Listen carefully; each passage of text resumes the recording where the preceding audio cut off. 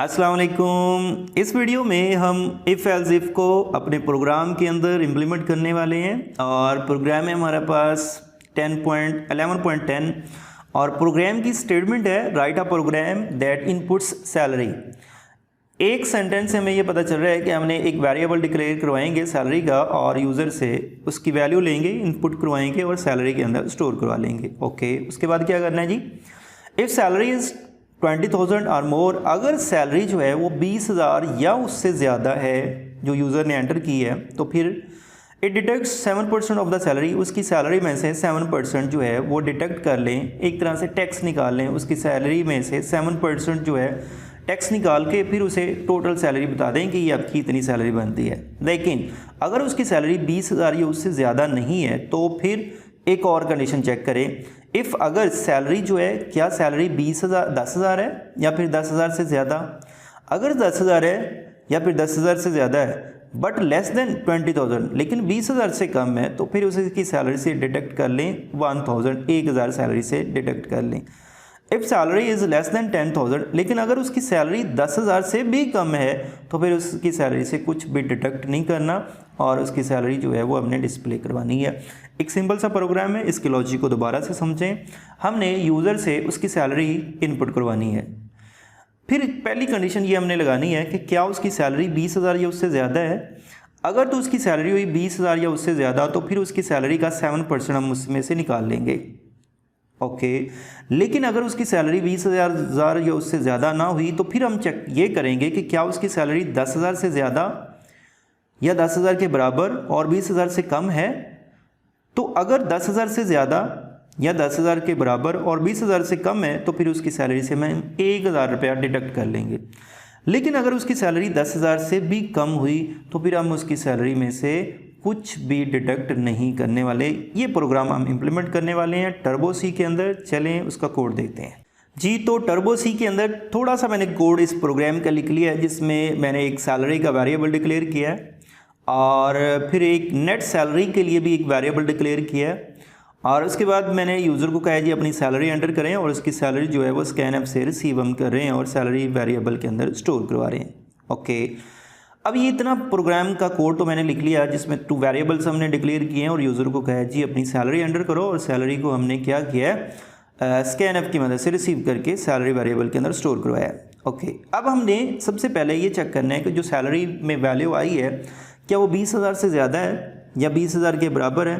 तो हम क्या लगाएंगे, इफ़ अगर क्या लगा रहे हैं जी, सैलरी में जो वैल्यू है बड़ी या बराबर है किसके, 20,000 के। तो अगर बड़ी या बराबर है तो फिर क्या करो, फिर उसकी सैलरी में से हमने क्या करना है 7% जो है वो डिडक्ट करना है। तो फिर क्या करो, फिर नेट सैलरी को वैल्यू दो। नेट सैलरी जो है यहाँ पे हमने वेरिएबल बनाया हुआ है कि नेट सैलरी को जो वैल्यू दो वो सैलरी का क्या करना है, सैलरी में से 7% माइनस करके सैलरी का।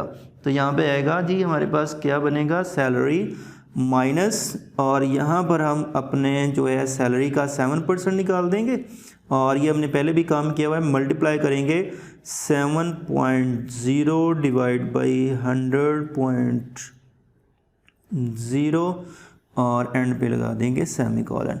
तो देखें अगर सैलरी हुई 20,000 या उससे ज़्यादा तो फिर सैलरी में से क्या कर रहे हैं, सैलरी का 7% माइनस करके वो वैल्यू किसको दे रहे हैं, नेट सैलरी को। ठीक है, और अगर उसकी सैलरी 20,000 या 20,000 से ज़्यादा नहीं है तो फिर दूसरी कंडीशन ये चेक करो, एल्स इफ में हम लगाएंगे। वो क्या है जी हमारे पास कि क्या सैलरी जो है वो 10,000 के बराबर या 10,000 से ज़्यादा है।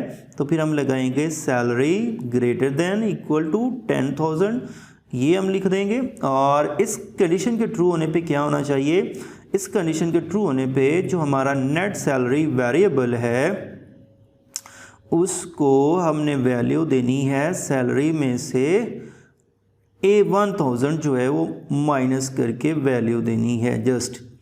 लेकिन अगर हमारे पास सैलरी की वैल्यू 20,000 से या 20,000 से ज़्यादा या बराबर भी नहीं है, 10,000 से ज़्यादा या 10,000 के बराबर भी नहीं है, तो फिर हम कहेंगे एल्स ये काम कर दो। कौन सा काम, कि नेट जो सैलरी है, नेट सैलरी को जो वैल्यू मिलनी चाहिए वो वैल्यू दे दो, कौन सी, सैलरी वाली वैल्यू ही दे दो, उसमें से कुछ भी माइनस नहीं करना। और फिर हमने क्या कर देना जी, इस सैलरी नेट सैलरी वेरिएबल को हमने प्रिंट कर देना है और हम बताएंगे योर नेट सैलरी इज़, और यहाँ पर हम लगा लेते हैं जी कॉलन और परसेंटेज डी, हमारे पास जो है परसेंटेज एफ आएगा क्योंकि हमारा नेट सैलरी वाला वेरिएबल फ्लोट में है, तो यहाँ पे आएगा जी नेट अंडरस्कोर सैलरी, और ये हमारा प्रोग्राम जो है वो इम्प्लीमेंट हो चुका है। ओके जी, इस प्रोग्राम को हम रन करके देखते हैं, और यह इस प्रोग्राम को मैं रन कर रहा हूँ और यहाँ पे सैलरी पूछी जा रही है हमसे, और सैलरी यहाँ पे मैं एंटर कर देता हूँ जी, जो है 20,000 एंटर कर देते हैं, और अब एंटर प्रेस करते हैं तो नेट सैलरी जो है वो 7% डिडक्ट करके 18,600 बन रही है, और नेट सैलरी हमें बताई जा रही है। ओके, अब मैं नेट सैलरी जो है वो 5,000 जो है वो एंटर कर देता हूँ, और अब देखें तो नेट सैलरी भी 5,000 हमारे पास है, क्योंकि अगर 10,000 से कम सैलरी है तो हमने कुछ भी डिडक्ट नहीं करना। तो ये हमारा छोटा सा एक प्रोग्राम था जिसको हमने इम्प्लीमेंट किया। होपफुली आपको इसकी समझ आई होगी। थैंक यू, अल्लाह हाफिज़।